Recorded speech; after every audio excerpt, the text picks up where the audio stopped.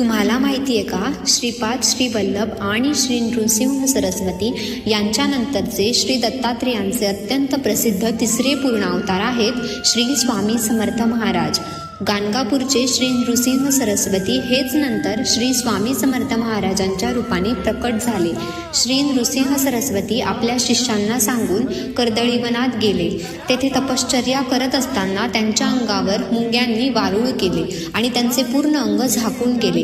कित्येक वर्षांनी एक लाकूड तोड्या त्या वनात लाकडे तोडत असताना त्याच्या कुऱ्हाडीचा निसटता वार त्या वारुळावर बसला आणि कुऱ्हाडीच्या पात्याला रक्त लागलेले पाहून तो घाबरला आणि त्याने वारूळ उकरले. त्यातून श्री नृसिंह सरस्वती हेच अक्कलकोटचे स्वामी म्हणून बाहेर पडले.